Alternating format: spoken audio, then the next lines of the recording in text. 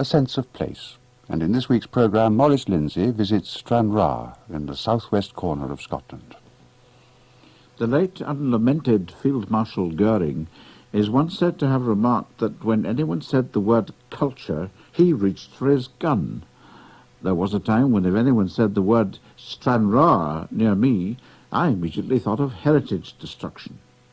My first contact with the place was in the early days of television, when the town council had plans to tear the old place apart, including in their list of doomed buildings the delightful 18th century Dutch-style town hall and a nearby elegant 18th century mansion which housed council offices. My next contact was within the first days of the setting up of the Scottish Civic Trust, when the same council proposed to destroy the 15th century Kennedy's Castle that stands right at the heart of the town. Well, both these disasters were averted, but many of the winding streets, mostly evolving haphazardly during the 18th century, disappeared in a redevelopment plan that resulted in what, to me at least, seems fairly unpleasingly nondescript. But what, I asked native-born Donnie Nelson, did the folk of Stranraer think about it all? Mixed feelings at the time. It was true when the town council and the county council, who were the planning authority of those days, first laid their plans to redevelop the centre of the town, that quite a number of the old residential streets had really got a bit tatty and were probably beyond anything other than a drastic redevelopment. It's true to say that possibly most people were disappointed by what eventually took their place, and what were shown off at the time as very nice artists' impressions of what the centre of Stranraer would look like, you know, nice open courts and plenty of trees and that roundabout. Well, I'm afraid they turned out to be fairly ordinary housing stock, and the trees never seemed to survive the vandalism, and the courts have just become rather tatty open areas, which I'm afraid the local council, they just don't know how to cope with it these days. That's about the size of it. The other part of the town centre, nearer the seaward side, which of course was purely commercial, it was torn away fairly recently, within the last 10 years, and we now have what was called a shopping centre. And there again there were problems in the sense that what the people wanted, I should stress here perhaps what the local community council and one or two civic groups wanted, did not in fact eventuate. For instance, there are no houses in that part of the town. They wanted new shops, but with people living above them, to keep a presence, as it were, in the middle of Stranraer. But the planners, I'm afraid, gave in to the big developers, and they simply built shops and left it at that. Consequently, Stranraer town centre at night tends to be a bit of a dead place. What's unemployment like? It's pretty poor, actually. It's very bad just now in Stranraer. I think it's true to say that the recession, which everyone talks about, didn't hit Stranraer quite as early as some other places, but it is beginning to bite, and bite rather deeply now. Does the port function of the town bring any prosperity, or is it mostly just traffic passing through? I would say it is mostly just traffic passing through. There are certainly a great number of people employed at the port, and then of course Cairnryan, just across the other side of the loch, it has slowly but surely developed into a major Scottish-Irish port as well, but mainly it is passing through traffic. You know, when the boats come in at night, the people can hear the lorries thundering away on their way south, but that's it. Perhaps it's my imagination or the knowledge that Ireland isn't very far away, but I fancy I hear in the streets almost a certain Irish inflection in the Scots tongue used in Stranraer. Would that be right? You're quite correct, and of course they used to say years ago, they talked about the Galloway Irish, and I think it is true that probably there was a great influx of people from Ulster back in the early days. How much toing and froing is there between the people of Larne and the people of Stranraer? There is still quite a bit. I mean, for instance, the local football club, even all through the Troubles, for instance, when the SFA wouldn't take an international team across to Ireland, the local football club played there every year. It's an annual fixture. The local rugby club, they have their annual fixture with Larne, which is regarded in many ways as the highlight of their season. And I think it's true to say the people of Stranraer, the troubles didn't bother them. They still went to Larne and met their near neighbours just the same. How do you see the future of Stranraer?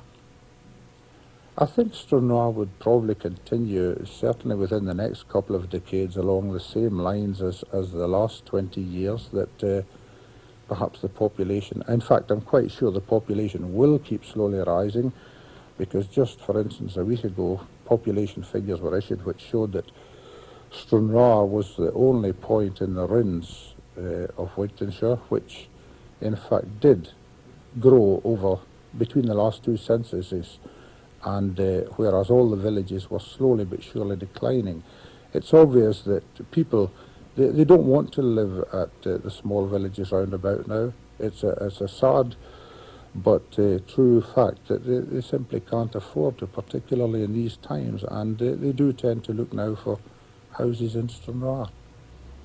Donnie Nelson on the drawing power of Stranraer over the surrounding Galloway villages.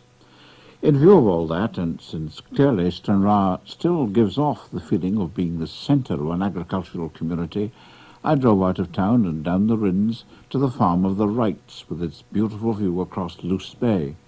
I asked Mrs. Margaret Wright how things were as far as schooling went for countryside children dependent on Stranraer.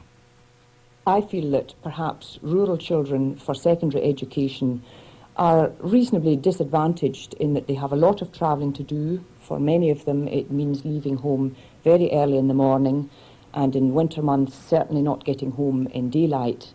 And if they wish to take part in extracurricular activities and games, it either means their parents doing a lot of extra running, or else they just miss out.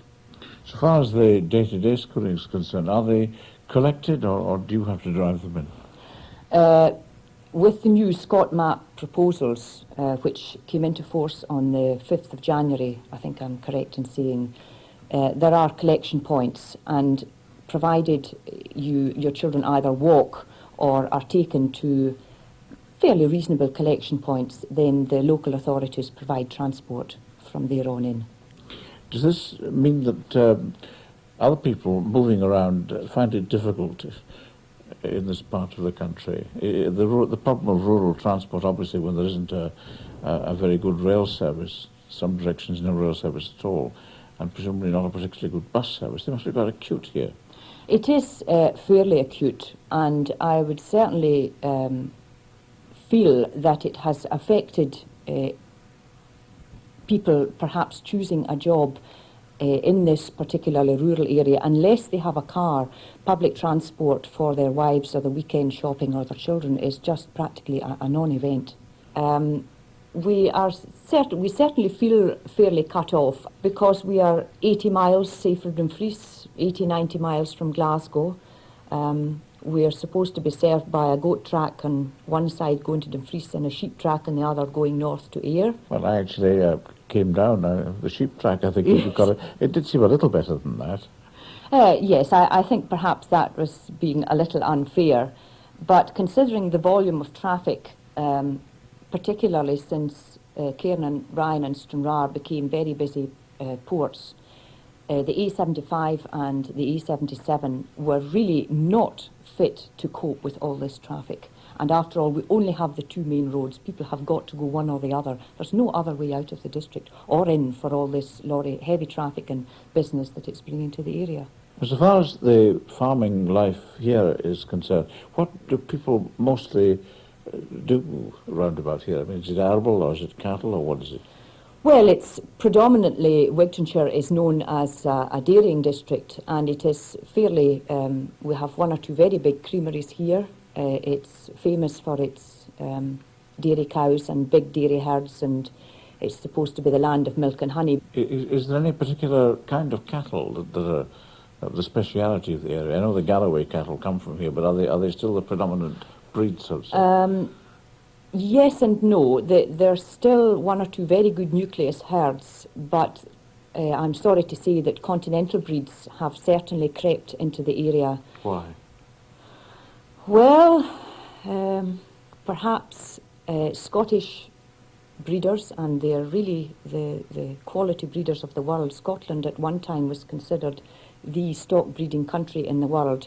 Perhaps some of the native breeds allowed their cattle to get too small. They perhaps paid too much attention to the show ring and to their own fancy notions rather than to the commercial animal that the butcher and the housewife and the public were after.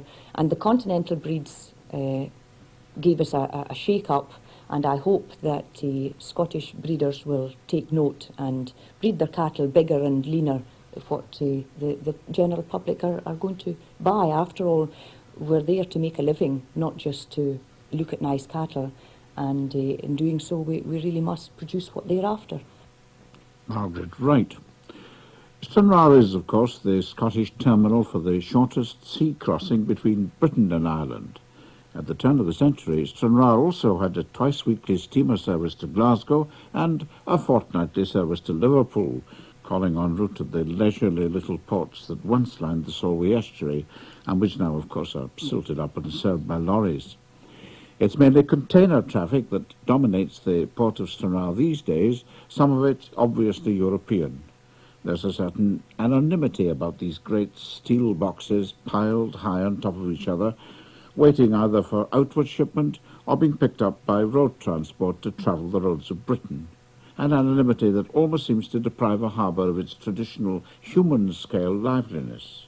I asked local lawyer Patrick Smith if Stranraer did indeed still retain any strong sense of self-identity. Thinking about any particular focus for local identity, there doesn't seem to me to be anything that stands out terribly markedly. I feel that perhaps beyond the boundaries of the town, in the villages, there would be a more easily defined feeling of belonging and identity than perhaps in the town itself, because although we do live at the southwesterly corner of Scotland, we're still to some extent a throughway with traffic to and from Ireland. Is there much actual toing and froing, though, between Larne and Stranraer? Do the Larne people come over here to shop, or vice versa? This has been a phenomenon perhaps of more recent times, following the troubled days in Ireland, and perhaps not just so markedly in the recent past, but perhaps 3-4 years ago, in the summertime, it was very noticeable the number of Irish voices one would hear in the streets of Stranraer, and these people were obviously over for the day, free to walk about perhaps in a way they weren't able to do so at home because of the restrictions, and simply enjoying a day out and being able to pursue their own interests in that way. But as to people coming and settling, this is perhaps seen more in the agricultural community, where of late we've seen a number of farming families come into the area and put down roots, perhaps feeling that they must move away from the north of Ireland. We're a small community, probably not greater than some 10,000, and I think it would be true to say that while there is nothing in the town that could be regarded as responsible for increasing its size in population terms, yet it does grow imperceptibly, and there is new housing on the western edge of the town, and on the southern edge there's a current development going up. And the town has strangely never seemed to have sufficient supply of private housing anyway to meet the demand, and one wonders where the people come from.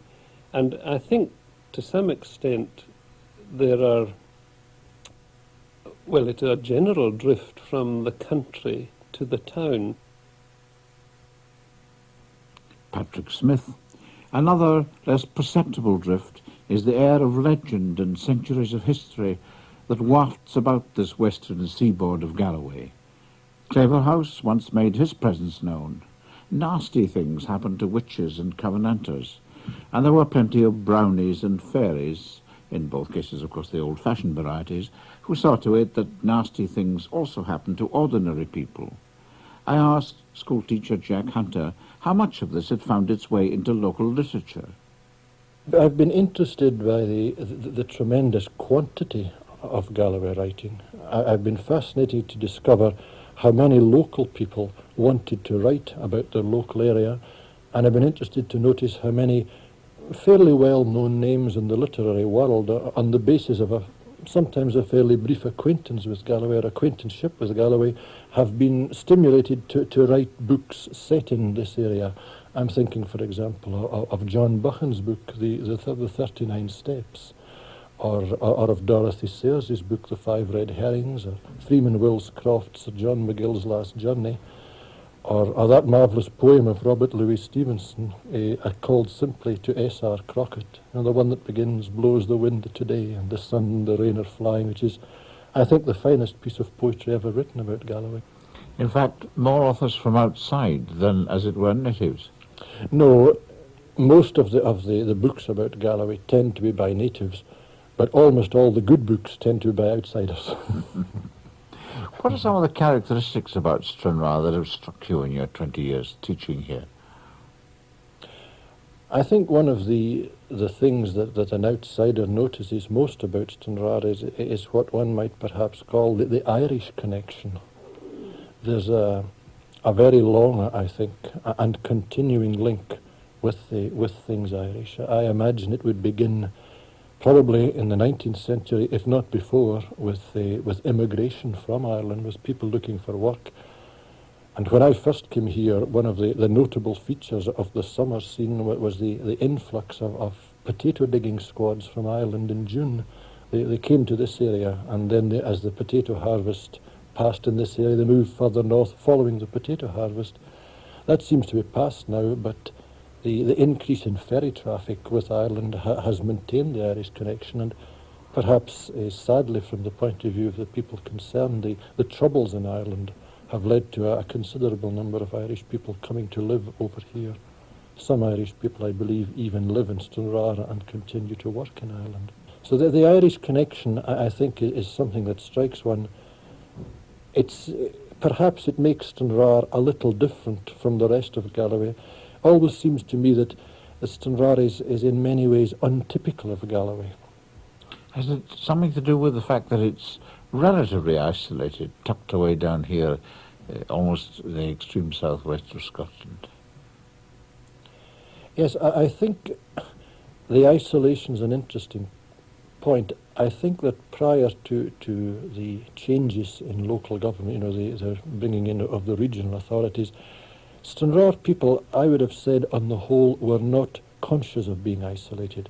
When I first came to Stranraer, it seemed to me that this was not a community which regarded itself as isolated. Because it was the political and the administrative and commercial capital of Wigtonshire, it was, I suppose if you want to put it in good Scots terms, it was the cock crowing in its own midden heap. But I think since regionalisation has taken the political and administrative functions to Dumfries, and we've become part of the Dumfries and Galloway region, and we are right out in the periphery of that region. I think that, yes, in the past years, perhaps people in Stranraer have consciously or unconsciously began maybe to have more of a sense of isolation. I think perhaps to use the word crisis of identity for Stranraer is putting it rather strongly, but I think perhaps that a lot of people in Stranraer are wondering about the role that the town now plays and the role that the town is going to play. Schoolteacher Jack Hunter, pessimistic, I'm afraid, about what lies ahead for Stranraer. There's one group of people who, when they think of Stranraer nowadays, undoubtedly associate it with the roaring game. When Arctic explorer Sir John Ross, who was born in 1777 in the nearby village of Inch, retired, he built himself a great house in Stranraer in the shape of a ship, its prow pointing towards the sea. It doesn't look like a ship now, for it forms merely the kernel of a huge modern hotel, part of the attractions of which include, appropriately enough, a championship curling ice rink, booked up, incidentally, I'm told, for months ahead, and the hotel also contains its own shop. Local shopkeeper Harry Rodgers didn't think that, in fact, the curlers probably spent very much in the town, but what really upset him was the local people who felt that they had to go to the bigger towns for their shopping. I resent slightly people's attitude that in Stranraer itself that people don't try. They do try, but they have such limitations because of the population. The overheads are still the same if you had a population of 100,000 do you do having 12,000. So therefore, you know, they have to have dearer prices on the shelves. And one of the reasons for this is the fact that delivery charges are so expensive now. Everything that we buy, we have to pay a delivery charge, making it dearer to the person on the street. But someone who decides that they want to go to Ayr or Dumfries or Glasgow to shop has got to pay quite a lot of money to get there in the first place. Doesn't that wipe out any price advantage they might get when they reach the town shop shelves, so to say? Well, this is our argument over and over to the people, that they have the expense of travelling there. But in saying that, included in that day's shopping, they have a trip which they enjoy. They have a greater variety because it's larger towns. So it seems to cancel out the expense of any travelling that they have. And we never seem to be able to find any other solution to it other than that. You must have feelings one way or the other about it as a place to live in or work in. In Stranraer itself, I suppose the Stranraer people and the Wigtonshire people on a whole are a very close-knit community. And being isolated as we are, we have to find our own resources for a lot of our entertainment. Therefore, that when we get visitors coming in to see us, they think that the hospitality is very good in Stranraer, and it's nothing more than we normally do. We don't put ourselves out of our way in any form to satisfy these people. It's just that most families are all interrelated in Stranraer, and I think that goes for quite a lot. And that I personally like the lifestyle because we are on the coast in the summertime. We have all the facilities available to us in Stranraer that one would expect in a resort abroad in the sun. That's about the only exception really to it is the weather. We have our golf courses, which are comparatively cheap in Stranraer compared to other parts of the country. So on saying that, that is one of the bases of why I've had this pull towards staying in Stranraer. Harry Rodgers, the only person, incidentally, to speak of the weather, celebrated by the Galloway-born composer Sir John B. McEwen in an orchestral tone poem called Grey Galloway. There was nothing grey about it in the 2 days I was there.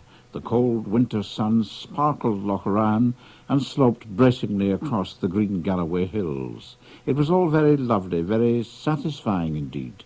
The threatened buildings still stand, 2 of them admirably restored.